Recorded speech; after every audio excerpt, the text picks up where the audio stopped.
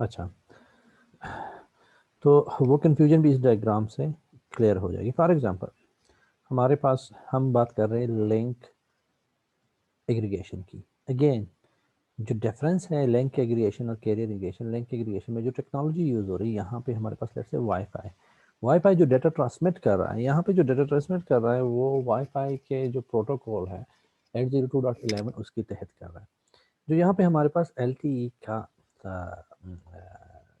Cell है, LTE के cell है यहाँ पे, तो यहाँ से जो कंट्रोल हो रहा है, यहाँ से जो ट्रांसमिशन हो रही है वो LTE के तहत हो रही है। LTE का फ्रेम जिस तरह स्ट्रक्चर है, LTE का जो मैक है, मीडियम एक्सेस कंट्रोल है, उसके तहत सारा हो रहा है। तो यहाँ पे लेट्स से डिप्लाई किया, हम जो बात कर रहे थे कि एक कैफे है या एयरपोर्ट है जहाँ पे let me use the other pointer.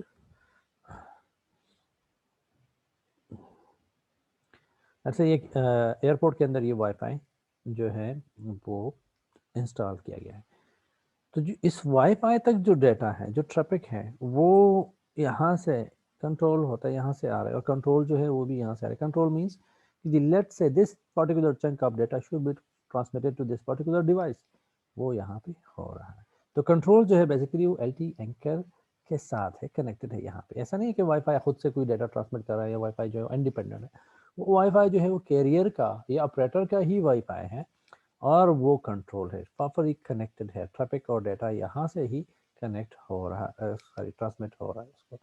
Basically जो इस पर्टिकुलर लोकेशन पे जो यूज़र है, डिफरेंस क्या है, यहाँ पे जो यूज़र है उसको जो डाटा रिसीव हो रहा है वो सारा का सारा डाटा LTE के जो स्पेक्ट्रम है उसके उसके ऊपर नहीं रिसीव हो रहा। वो कुछ data, part of the data is transmitted by LTE and the rest of the data is transmitted by the wifi. और जो यूज़र, लेकिन जो यूज़र होता है, यूज़र को सारा डाटा जिस फॉर्मेट में भी चाहिए होता है उसको वही रिसीव होता है। देयर इज़ नो डिफरेंस कि कौन सा, देयर इज़ नो डिफरेंशिएशन कि कौन सा डाटा, कौन सा पार्ट ऑफ द डाटा जो है वो LTE के थ्रू आया है या वाईफाई के थ्रू आ रहा है। अच्छा, ये जो LTE रिलीज 13 है that is proposed and actually part of the LTE release 13। हमारे पास है enhance user experience. User experience जो है वो इसमें एनहांस हो जाता है। Licence sinker for control and mobility, जो मोबिलिटी और कंट्रोल है वो ऑलरेडी हमने डिस्कस किया कि यहाँ पे क्वालिटी ऑफ सर्विस है या कंट्रोल जो सिग्नलिंग है वो सारा का सारा LTE के ऊपर होता है। Unified network, LTE operator LTE network is full control of Wi-Fi। एक ही यूनिफाइड ऑपरेटर होता है, ठीक है।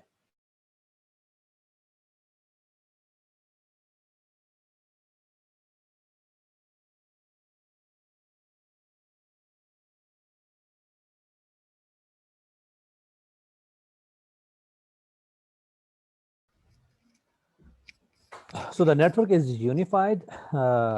यूनिफाइड एक ही नेटवर्क है, दो सेपरेट नेटवर्क्स नहीं होते। जो वाईफाई है वो भी अंडर कंट्रोल ऑफ LTE है। We have better performance simultaneously use both LTE and Wi-Fi links। LTE भी जितना आपके पास कैपेसिटी है उससे एडिशनल आप वाईफाई पे ट्रांसमिशन कर रहे हैं, कैपेसिटी आप इनहांस कर रहे हैं। This is how the wifi link aggregation works. Sorry.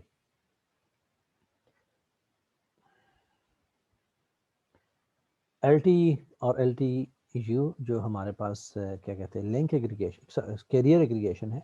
Career aggregation में हमारे पास जो ट्रांसमीटर है वो LTE का ही ट्रांसमीटर है, ठीक है, जो कि लाइसेंस बैंड पे ट्रांसमिट कर रहा है, जो कि अनलाइसेंस बैंड पे। अनलाइसेंस बैंड हमारे पास 5 गीगाहर्ट्ज़ पे ट्रांसमिट कर रहे हैं, और लाइसेंस बैंड में वो इस रेंज में से किसी एक स्पेक्ट्रम पे ट्रांसमिशन कर रहा है।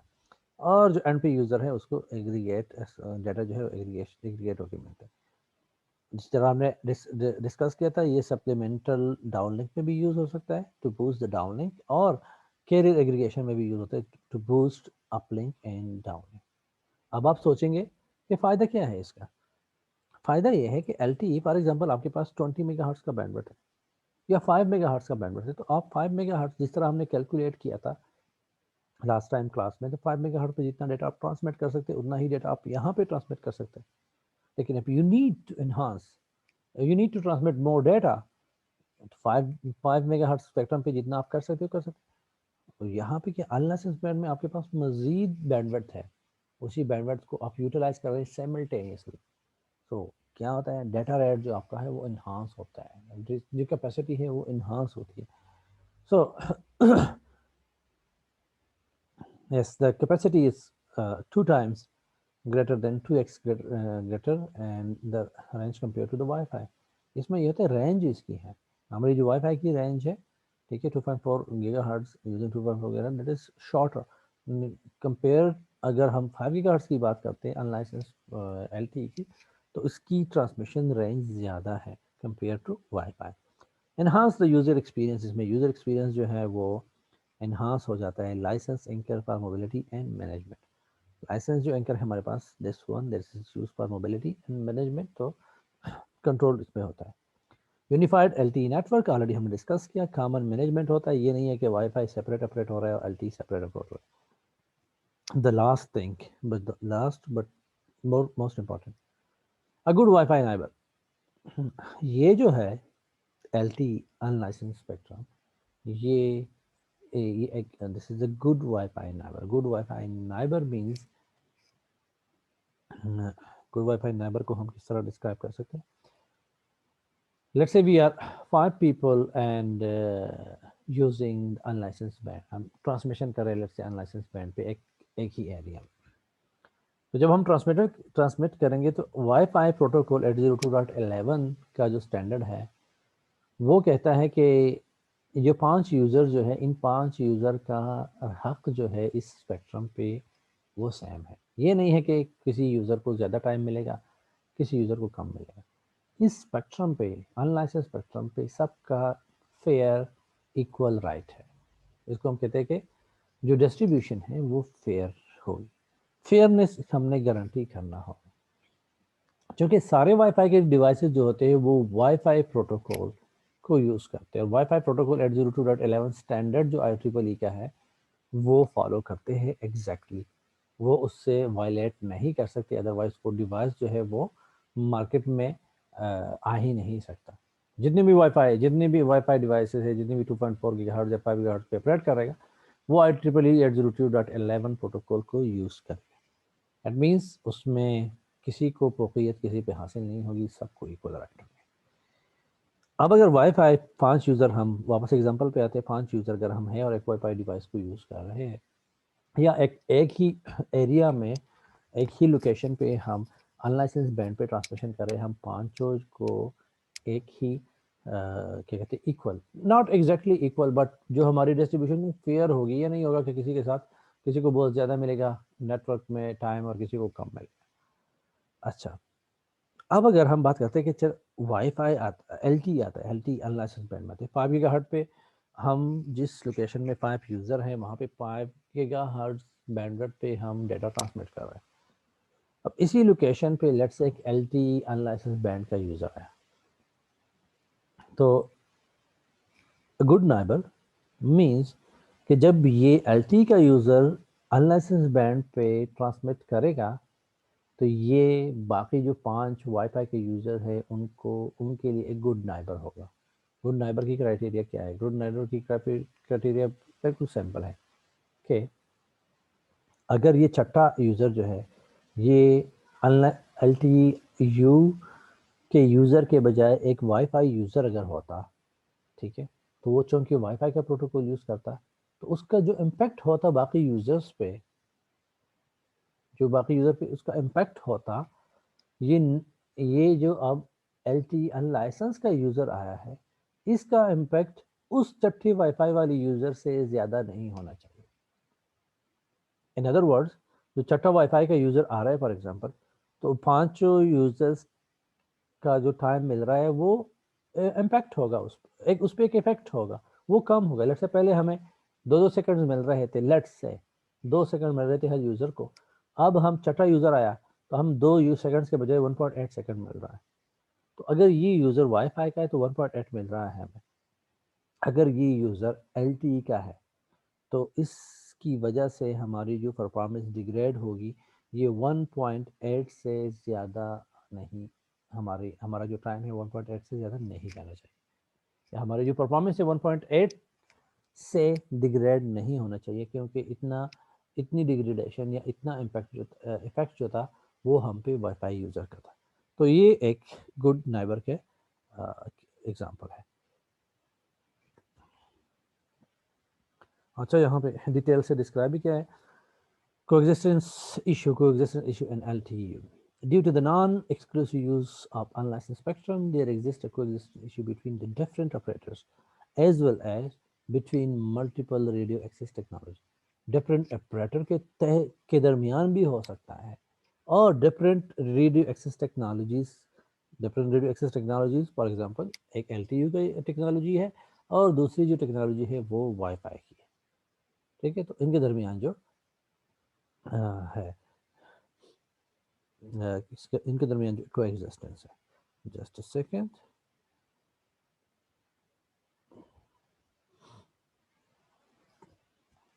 अच्छा जी, criteria for good coexistence already हमने डिस्कस भी कर लिया।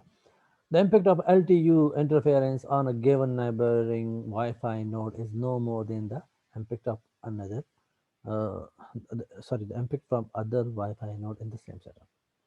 एक Wi-Fi नोड जितना इंटरफेरेंस क्रिएट करता है, या एक वाईफाई नोड की वजह से जितनी एग्जिस्टिंग वाईफाई नोड्स की जो क्वालिटी डिग्रेड होती है, एक LTE यूज़र, ठीक है, का जो इम्पैक्ट होगा वो उस वाईफाई यूज़र से ज़्यादा नहीं होना चाहिए। In simple words, should be addressed from the beginning of the LTU design. LTU design में ही ये प्रॉब्लम को एड्रेस करना चाहिए, न कि बाद में किया जाए। डिज़ाइन ही इस तरह किया जाए LTE अनलाइसेंस को कि ये प्रॉब्लम जो है ये रिजॉल्व हो सके। हमारे पास type of coexistence, global common coexistence for all 5 GHz sub band share by both wireless access systems and wifi. हमारे पास जो है ग्लोबली फॉर एग्जांपल जो 5 GHz का है बैंड है, उसमें share by the wireless access system and the wifi. दूसरा जो हमारे पास है रीजनल कोएग्जिस्टेंस है, regional coexistence with the radar. इसमें हमारे पास एक है लेसन बिफोर टॉक, जो यूरोप है, यूरोप में जो 5725 जो लास्ट बैंड है वो यूज़ हो रहा है, और जो बाकी है कनाडा है और यूएस है, उसमें ये वाला बैंड यूज़ हो रहा है लेसन बिफोर टॉक। इसमें लेसन बिफोर टॉक यूज़ नहीं होता, इसमें DFS यूज़ होता है। लेसन बिफोर टॉक क्या होता है और क्या कहते हैं दूसरा जो DFS है वो क्या होता है, वो हम डिटेल से डिस्कस करेंगे इसी लेक्चर में। अच्छा, ग्लोबल हम टाइप ऑफ कोएग्जिस्टेंस की बात करें तो we have a global common coexistence. Let's say we have LTEU and LTEU coexistence. दो LTEU डिवाइसेस है, दो LTEU ऑपरेटर्स है, उसके दरमियान कोएग्जिस्टेंस। फॉर एग्जांपल हमारे पास फिगर में आप देख सकते हैं the red one, let's say we have LTEU operator A and LTEU operator B। Telenor, this is जेज। चूँकि लाइसेंस बैंड में क्या होता है कि एक ही जगह पे, बल्कि अक्सर ये भी होता है एक ही जगह तो छोड़े, एक ही टावर में दो डिफरेंट कंपनीज के ट्रांसमीटर लगे हुए होते हैं, नो प्रॉब्लम, बिकॉज मोबिलिंग को जो या जेएस को जो स्पेक्ट्रम असाइन है वो टेलीनॉर से टोटली डिफरेंट है, इवन वो टावर शेयर भी कर सकते हैं, देयर इज नो प्रॉब्लम। लेकिन यहाँ जो हम बात कर रहे हैं वो शेयर स्पेक्ट्रम की कर रहे हैं, एक फ्री स्पेक्ट्रम है, उस पर सबका इक्वल राइट है। तो ये हो सकता है कि एक let's say LTE unlicensed band का एक ट्रांसमीटर जो है एक एयरपोर्ट पे टेलीनॉर ने भी लगाया और साथ में यूफोन ने भी लगाया, तो अब इसके दरमियान को एग्जिस्टेंस। अब ये नहीं है कि टेलीनॉर वाले जो है वो बस कब्जा कर लेके जी हम अपने हम ट्रांसमिशन करेंगे और कोई अगर और ट्रांसमिशन करेगा और कोई किसी की ट्रांसमिशन अगर डिस्टर्ब होती है तो हमें कोई परवाह ही नहीं, हम तो अपने यूज़र को एंटरटेन करेंगे नहीं, क्योंकि स्पेक्ट्रम जो है वो कॉमन है, ठीक है। इसमें भी फर्दर हमारे पास दो टाइप्स होते हैं, एक होते हैं intra operator. Inter operator means with in same operator. For example एक ऑपरेटर के दो क्या कहते हैं दो टावर्स, दो सेल्स है सेम ऑपरेटर के, तो उसमें इतना मसला नहीं होता, क्योंकि ये जो है क्या कहते हैं एलटी लाइसेंस जो है उसके तहत कंट्रोल किए जाते हैं, सेम ऑपरेटर के होते हैं। Then we have inter operator, different operator के दरमियान जब होते हैं, जो अभी एग्जांपल हम डिस्कस कर रहे थे। So each operator has equal right to access the unlicensed spectrum. किसी ऑपरेटर को किसी पे फौकियत हासिल नहीं है। So no inter operator coordination and independent deployment. ये जो टेलीनार है फॉर एग्जांपल, इसकी डिप्लॉयमेंट अलग है और जो मोबिलिंक है उसकी अलग है, इन दोनों के दरमियान कोई कोऑर्डिनेशन भी नहीं है, ठीक है। तो इस केस में there is a problem. Second जो type of coexistence, the first one was LTU and LTU का था, and the second one is between LTU and wifi, LTU and wifi. क्योंकि दोनों अनलाइसेंस बैंड पे ऑपरेट कर रहे हैं, तो दोनों के दरमियान कोएग्जिस्टिंग हो सकती है। अगेन वी हैव टू सब टाइप्स। एक है inter operator. Inter operator means जो वाईफाई है और जो एलटीयू है दोनों एक ही ऑपरेटर,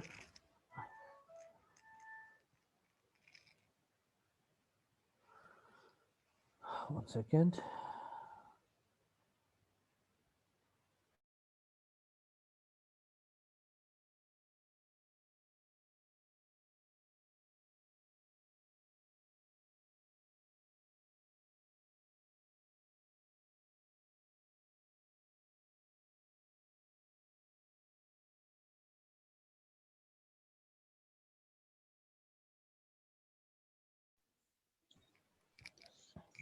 अच्छा जी। तो हेलो, आवाज आ रही है मेरी? यस सर, आ रही है। जी सर, आ रही है आवाज। तो देखिए हमारे पास एलटीयू एंड वाईफाई को एग्जिस्टिंग में इंट्रा ऑपरेटर है। इंट्रा ऑपरेटर मींस जो एलटीयू का सेल है और जो ट्रांसमीटर, सेल मीन ट्रांसमीटर है, और जो वाईफाई का है, दोनों एक ही ऑपरेटर के हैं। टेलीनार ने एक वाईफाई भी लगाया और टेलीनार का एलटीयू का सेल भी है। So inter site isolation among LT, हम इसको आइसोलेट कर सकते हैं क्योंकि एक ही ऑपरेटर के है। End device coexistence can be avoided by coordinated scheduling.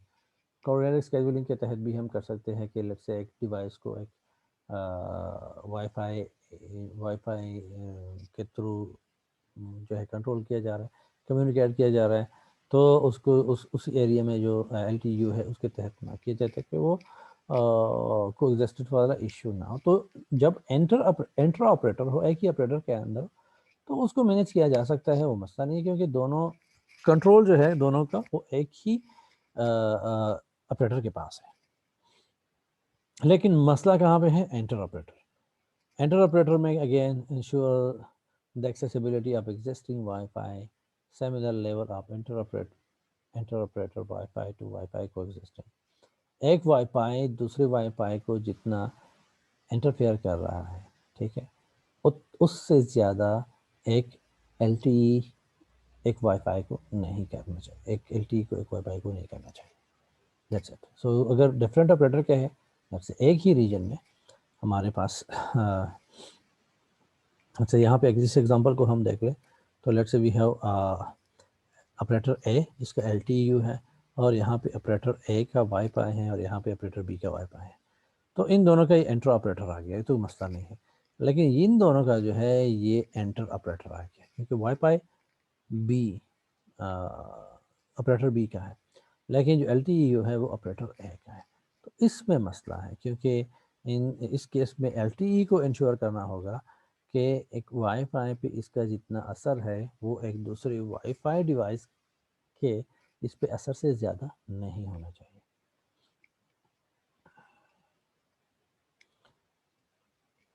अच्छा जी,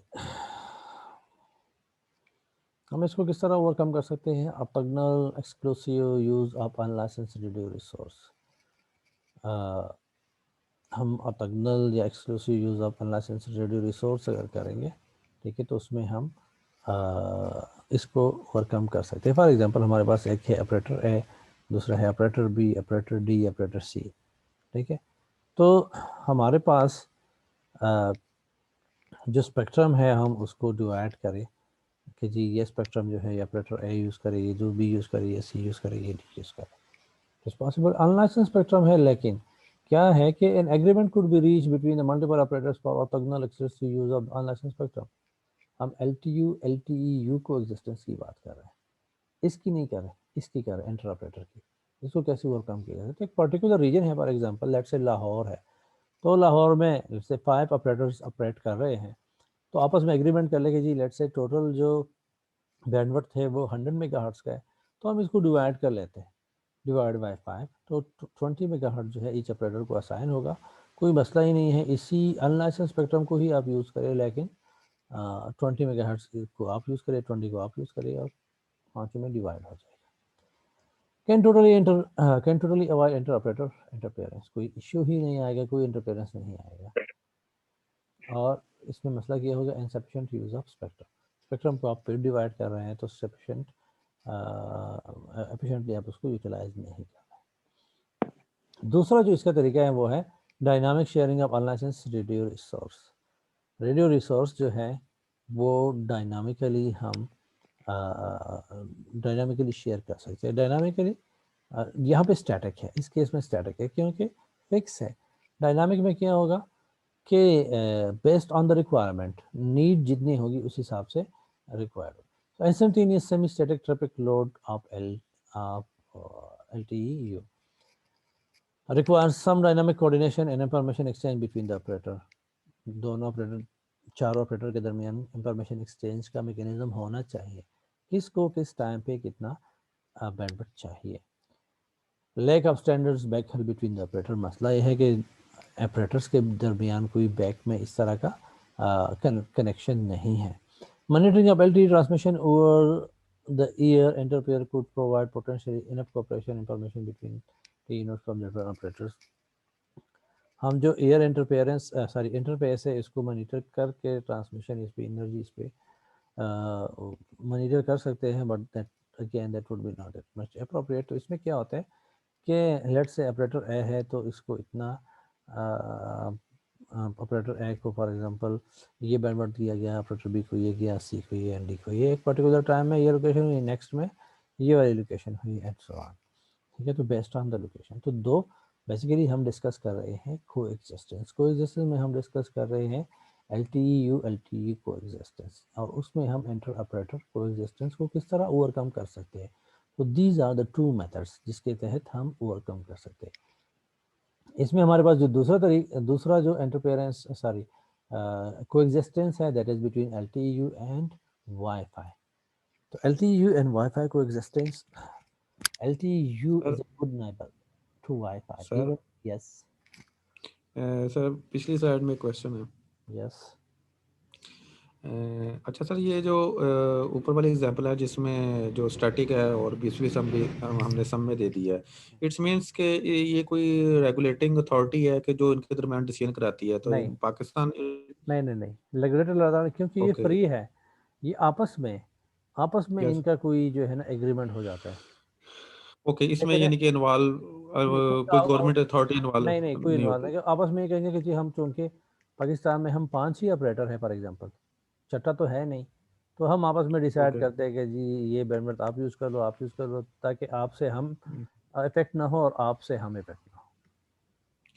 और सर इससे जैसे ये पाकिस्तान में अगर ये यूज कर रहे हैं, तो इसमें गवर्नमेंट भी इसके ऊपर कोई ड्यूटीज वगैरह या कोई नहीं, कुछ नहीं भी नहीं, लेती? क्योंकि गवर्नमेंट की तरफ से एक चीज़ जो फ्री हो गई, ठीक है, लेट्स से गवर्नमेंट एक चीज़ फ्री प्रोवाइड कर रही है, और जो यूज़र्स है उसके ठीक वो खुद से डिसाइड कर ले कि जी बजाय इसके कि हम इस पे लेट्स से आप कहें कि गवर्नमेंट जो है ना 5 गाड़ियाँ प्रोवाइड कर रही है, ठीक है, ठीक और जो यूज़र्स हैं लेट्स से 100 गाड़ियाँ प्रोवाइड कर रही है, और यूज़र जो है वो 1000 है, ठीक है, डिवाइड हो जाए।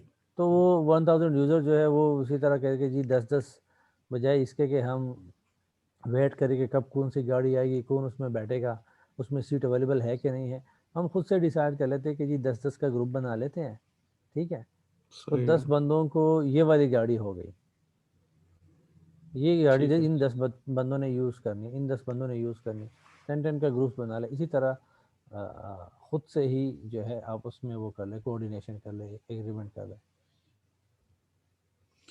तो सर इन दैट में मींस के टेलीकॉम इंडस्ट्री जो है वो जस्ट इक्विपमेंट परचेज करती है और कोई एक्स्ट्रा ड्यूटीज नहीं देती है, और देन वो नहीं नहीं, यूजर ये से हम अनलाइसेंस बैंड की बात कर रहे हैं। जी लाइसेंस अनलाइसेंस्ड का इक्विपमेंट तो कोई होगा ना इन सारी चीजों के लिए, जस्ट उन्होंने इक्विपमेंट परचेज करके और वो लॉन्च करना है बस।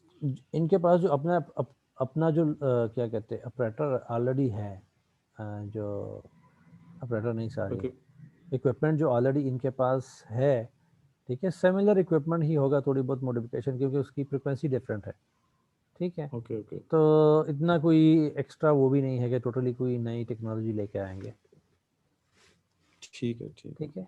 हाँ, इसका लेकिन इसके प्रोटोकॉल्स वगैरह डिफरेंट हो गए, थोड़े से डिफरेंट होंगे। वो कैसे डिफरेंट होंगे, बट वो हम जो इसका सर एंड यूजर से तो ये लेते हैं ना, एंड यूजर पे कर रहा होता है इसका। हाँ, इसमें मसला ये है कि ऑपरेटर जो है वो फ्री में फ्री यूज़ करेंगे, क्या कहते हैं, फ्री जो स्पेक्ट्रम है वो यूज़ बैंडविड्थ करेंगे, बैंडविड्थ यूज़ करेंगे, और यूज़र जो है, यूज़र को तो जितने पैसे पे करने होंगे उतने ही पे करेंगे। ओके हाँ, यूज़र को तो कोई फ़ायदा इसमें नहीं होगा। राइट। अच्छा, जो सेकंड है दिस वन, एक्चुअली जो LTE और LTE का हो गया, LTE and wifi. LTU is a good neighbor to Wi-Fi, even better than Wi-Fi. कि LTE का यूज़र जो है वो वाईफाई के निस्बत इवन बेटर यूज़र है, ensuring fair coexistence between LTE and Wi-Fi. LTU अगर आप डिप्लाई करते हैं वाईफाई के साथ, तो इवन LTU जो होगा वो एक बेटर यूज़र होगा और वो इंश्योर करेगा कोएग्जिस्टेंस को। ये इवन प्रूव भी कर लिया गया है। स्पेक्ट्रम रेगुलेशन बेसिकली हमारे पास जो पावर है एंड एमिशन लेवल है एंड एडिशनल कैपेसिटी हमारे पास लिसन बिफोर टॉक, ये रिक्वायरमेंट है एक यूरोप और जापान में। जो प्रोटोकॉल है बेसिकली अनलाइसेंस बैंड को एक्सेस करने का, उसमें एक है कि listen before talk. Listen before talk, when you are talking you have to listen. You have to listen means you have to make sure that nobody else is talking. Then you can talk. For example, we are sitting, and the rule is that we can talk, but we have to make sure that no one else is talking. That means first you have to listen, and while listening, if you make sure that no one else is talking, then you can talk. So same is the case in the unlicensed spectrum access. You can transmit the data on the unlicensed spectrum if no one else is already transmitting. So you have to listen. First you have to listen, ठीक है, and then you can talk. तो इसको कहते हैं lesson before talk. कुछ for example Europe और जापान में ये रिक्वायरमेंट है कि अनलाइसेंस बैंड को आप लेसन बिफोर टॉक के बगैर नहीं एक्सेस कर सकते, ठीक है। तो इसमें दो स्टैंडर्ड है हमारे पास, एक में लेसन बिफोर टॉक जो है वो मैंडेटरी है और दूसरे में नहीं है। तो दोनों के लिए जो हमारे पास दो डिफरेंट टेक्निक्स है, एक है कैरियर सेंसिंग एडाप्टिव ट्रांसमिशन, दूसरे जो है हमारे पास लाइसेंस असिस्टेड एक्सेस है। लेकिन ये दोनों जो है थोड़े से अपने इसको डिटेल में डिस्कस करना होगा, and I think now the time is not enough to finish it. So बेहतर होगा कि हम दोनों को नेक्स्ट क्लास में ही डिस्कस कर लें।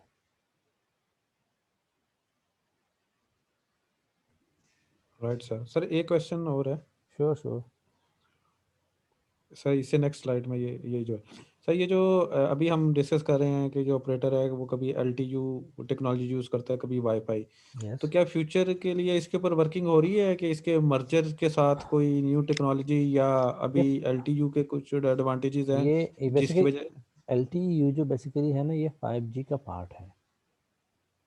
ओके 5G का पार्ट है जो अभी 5G में हाई डेटा रेट आप अचीव करेंगे, तो बेसिकली LTE अनलाइसेंस बैंड पे जो ट्रांसमिशन है that is one of the part of the 5G के लाइसेंस स्पेक्ट्रम पे भी होगी और ओके अनलाइसेंस स्पेक्ट्रम पे भी होगी।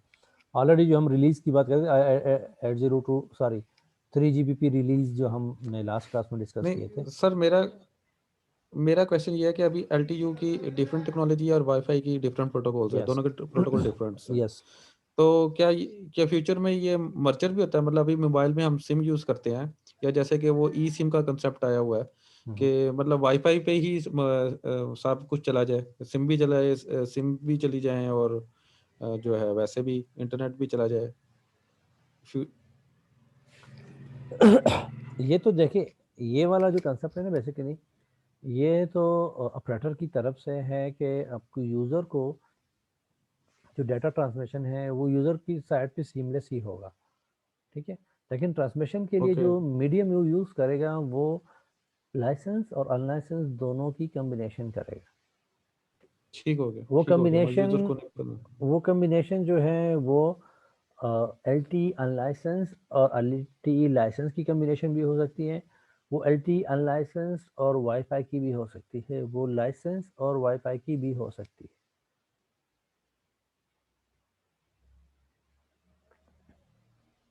ठीक है, लेकिन अगेन ये दोनों जो है ना डिफरेंट टेक्नोलॉजी है। वाईफाई टोटली डिफरेंट टेक्नोलॉजी है, LTE अनलाइसेंस डिफरेंट टेक्नोलॉजी है, प्रोटोकॉल स्टैंडर्ड्स इन दोनों के डिफरेंट है। ये इंशाल्लाह हम जो एक्चुअली मतलब सी सेट और मेरा ये था कि जी जी ठीक है, मतलब फ्यूचर में ये मर्जर हो रहा है कि मर्जर एक मर्जर आप टेक्नोलॉजी किस हो। किस किस सेंस में कह रहे हैं? मुझे exact I am not getting the point. Merger means sir means LTE different है और वाईफाई डिफरेंट है, यस, ये तो आपने फॉर एग्जांपल इनके प्रोटोकॉल नहीं प्रोटोकॉल डिफरेंट है, तरीका डिफरेंट है दोनों का। वो समझ आ गया कि आपने कहा कि यूजर को नहीं पता चलता, वो बैक एंड पे ही वो सारा कुछ और होता है, वो ठीक है, वो उन्होंने कर लिया। हाँ बट ये फ्यूचर में क्या ये एक ही टेक्नोलॉजी बन सब सकती पर्पस है। के लिए, एक ही प्रोटोकॉल दोनों पर्पस के लिए यूज हो? असल में मसला ये है ना कि अगर LTE जो है वो वाईफाई का प्रोटोकॉल यूज़ करेंगे तो फिर क्या होगा कि LTE को भी उतना एक्सेस मिलेगा जितना एक वाईफाई यूज़र को मिल रहा है, राइट। राइट, उसका फिर डिफरेंस नहीं रहेगा। अगर एक एक ऑपरेटर जो है एक वाईफाई इंस्टॉल करे या LTE इंस्टॉल करे, कोई डिफरेंस ही नहीं रहेगा, क्योंकि वाईफाई पे भी उतना उसको इतना ही टाइम मिलेगा और LTE पे ही उसको इतना टाइम मिलेगा। LTE अनलाइसेंस में डिप्लॉय करने का मकसद ही यही है कि वो वाईफाई जो ऑपरेटर है वो कि वो जो डिफरेंट है, ठीक हो जो गया। जो वाईफाई का जो ऑपरेटर है बेसिकली उस पे जो इफेक्ट है वो एक दूसरे वाईफाई यूज़र जितना ही रहेगा, लेकिन जो स्पीड है वो वाईफाई के निस्बत बहुत ज़्यादा अचीव करेगा। ये हम नेक्स्ट जो 2 तकनीक पढ़ेंगे ना इसमें आपको क्लियर हो जाएगा। राइट सर, ठीक है, ठीक है सर। पेपर के मतलब एक दफ़ा रिपीट कर दें, लेट ज्वाइन जिन्होंने किया था। अच्छा पेपर हमारा जो लास्ट जो हमने न्यूमेरिकल्स डिस्कस किए हैं लास्ट 2-3 क्लासेस में, ठीक है, मोस्टली उसी बेस पे होगा। लास्ट क्लास में भी हमने LTE के डेटा रेट वगैरह कैलकुलेट की, तो उससे पहले डिज़ाइन के हवाले से प्रॉब्लम्स थे वो हमने डिस्कस किए थे। तो उसी में से ही मतलब उन टॉपिक्स में से ही होगा, उसी टाइप के न्यूमेरिकल क्वेश्चंस होंगे। Right sir. ठीक है, सर कितने क्वेश्चन नेक्स्ट क्लास में होगा ये? नेक्स्ट क्लास में ट्यूसडे को जो आपको क्लास है। सर कितने क्वेश्चंस होंगे? क्वेश्चन अभी मैंने बनाए नहीं है तो मैं नहीं कह सकता। Number of question really doesn't matter ना। ओके सर, एक क्वेश्चन भी अगर 1 घंटे वाला हो और उस 1 घंटे के 5 क्वेश्चन भी आप बना सकते हैं, वो क्वेश्चन बनेंगे तो फिर मैं बता सकता हूँ। Okay sir, okay. ठीक है, सर पहले क्लास में हमारा सेशन होगा थोड़ा सा, जिसमें आप थोड़ा सा एक्सप्लेन कर देंगे और फिर टेस्ट हो जाएगा, या डायरेक्टली हम टेस्ट पे जाएंगे? डायरेक्टली टेस्ट पे जाएंगे क्योंकि वो चीज़ें ऑलरेडी एक्सप्लेन हो चुकी है। ओके। ठीक है, तो उसमें मेरे ख्याल से दोबारा एक्सप्लेन करने की जरूरत। और सर सबमिशन का इशू होता है, पिछले पेपर में ऐसा ही हुआ है, हमने लेट सबमिट किए हैं पेपर, टीचर्स ने सिंपल से टाइम कम दिया था। अगर सबमिशन का फॉर एग्जांपल कोई सिस्टम का इशू आता है तो उसका सिंपल हल ये होता है कि आप उसी टाइम ईमेल कर दें कि जी विद इन टाइम मैंने अपना टास्क ओके सर। कंप्लीट किया था और सिस्टम में अपलोड नहीं हुआ, कोई इशू हुआ, लॉगिन का इशू हुआ, तो ये मैंने ईमेल पे बिफोर द डेडलाइन जो है वो सबमिट कर दिया है, तो कोई इशू नहीं है। सर उसमें एक सजेशन है, आप सबमिशन अलाउ कर दीजिएगा, उसमें अगर लेट भी करता तो लेट टाइम आ जाता है और फिर जो है वो हम फिर स्टूडेंट्स reason ये भी- समझते हैं कि ना पता नहीं हम अपनी मर्जी से जब भी चाहे तो सबमिट कर सकते हैं, तो उनका नुकसान नहीं होता है। नहीं सर ऐसी बात नहीं है सर, सर कुछ हम का हो जाता है। अच्छे स्टूडेंट है सर हम अच्छे स्टूडेंट है, ये थोड़ा तो सा बात मार्जिन आप दे देंगे। कोई मसला नहीं, आप अच्छे लोग हैं और मुझे पता है आप टाइमली ही सबमिट कर लेंगे। सर वो आपके इख्तियार में है, वो आप उठा के बाहर भी फेंक सकते हैं, बहुत ज्यादा ही 1 दिन 2 दिन लेट हो गया तो। नहीं इतना तो ना, वो तो 5-10 मिनट की सर बात है। जी सर वो हम उसी की बात कर रहे हैं कि वैसे अगर कोई आप जैसा कह रहे हैं ना कि बहुत ही लेट करता है तो सर वो तो आपके कंट्रोल में है ना। अब मैं वही कह रहा हूँ ना, अगर इन केस अगर आपका लेट हो जाता है, लेट से सिस्टम भी बंद हो जाता है, ठीक है, और ठीक हो गया, आप सबमिट नहीं कर पा रहे तो आप ईमेल कर दें, मैं ईमेल का टाइम ठीक हो देख लूँगा, 5-10 मिनट या इस तरह का है तो मैं गया, ठीक है, अकोमोडेट कर लूँगा, मसला नहीं है। Right sir, that will not be an issue I hope. Sir yes sir time थोड़ा सफिशिएंट दीजिएगा, ठीक थोड़ा है, सा। वो क्वेश्चंस के हिसाब से ही होगा इंशाल्लाह। Okay thank you sir. Thank you sir. Any other question? No sir. Sir चलो अगर कुछ ठीक, बच्चों को डर लग रहा हो तो वो क्या करें? वो ना डरे, ठंडा पानी पिए। नहीं नहीं ना डरे, डरने वाली बात नहीं है, सिंपल सी बात है वो। आप ठीक सर, इतना मेरे ख्याल से ऑलरेडी हमने डिटेल से डिस्कस भी किया है चीज़ों को, सो थोड़ा सा उसको रिवाइज कर ले, इतना मसला नहीं होगा। राइट सर, ठीक है, ठीक। ओके जी, ओके सर। ओके, अल्लाह हाफिज़।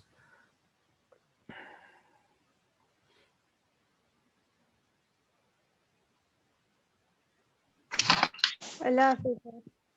अल्लाह हाफिज़।